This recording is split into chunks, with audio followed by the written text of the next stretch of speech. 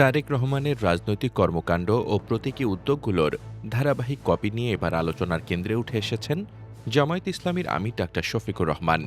রাজনৈতিক মহলে ও সামাজিক যোগাযোগ মাধ্যমে চলমান আলোচনা অনুযায়ী সাম্প্রতিক সময়ে যেসব কৌশল ও দৃশ্যমান উদ্যোগ শফিকুর রহমান গ্রহণ করছেন তার বেশিরভাগই আগে থেকে বিএনপি ভারপ্রাপ্ত চেয়ারম্যান তারেক রহমানের মাধ্যমে আলোচিত ও প্রয়োগ করা হয়েছে।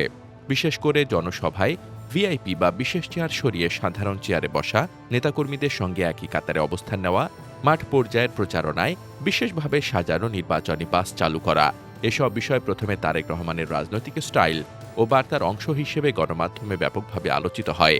পরবর্তীতে একই ধরনের কর্মকাণ্ড জামায়াত আমিরের মধ্যেও দেখা যাওয়ায় রাজনৈতিক অঙ্গনে বিষয়টি নতুন করে আলোচনার জন্ম দিয়েছে। রাজনৈতিক বিশ্লেষকদের একটি অংশ মনে করছেন, সাধারণ মানুষের সঙ্গে একাত্মতা প্রকাশ এবং ভিআইপি রাজনীতি থেকে সরে আসার বার্তা দিতে তারেক রহমান যে প্রতীকী রাজনীতির পথ বেছে নিয়েছেন সেটি এখন অন্যান্য দল ও নেতাদের জন্য একটি কার্যকর মডেল হয়ে উঠেছে। তবে সমালোচকদের মতে সেই মডেলের সরাসরি অনুকরণ রাজনৈতিক স্বাতন্ত্র্যকে প্রশ্নবিদ্ধ করছে। সামাজিক যোগাযোগ মাধ্যমে বিষয়টি নিয়ে ইতোমধ্যেই হাস্যরস ও ব্যঙ্গাত্মক মন্তব্য ছড়িয়ে পড়েছে। অনেকেই বলছেন, যা কিছু আগে করেন তারেক রহমান সেটাই কিছুদিন পর অন্যদের কর্মসূচিতে দেখা যায়। কেউ কেউ আবার এটিকে সময়োপযোগী রাজনৈতিক কৌশল হিসেবে দেখলেও অনেকে একে কপি পলিটিক্স বলেও আখ্যা দিচ্ছেন। তবে জামায়াতে ইসলামীর পক্ষ থেকে এখনও এ বিষয়ে আনুষ্ঠানিক কোনো বক্তব্য দেওয়া হয়নি।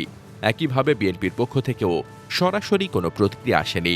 ফলে বিষয়টি আপাতত রাজনৈতিক আলোচনা ও হাস্যরসের মধ্যে সীমাবদ্ধ থাকলেও আগামী দিনে এটি দলগুলোর রাজনৈতিক অবস্থান ও কৌশল নিয়ে আরও বড় বিতর্কের জন্ম দিতে পারে বলে মনে করছেন সংশ্লিষ্টরা।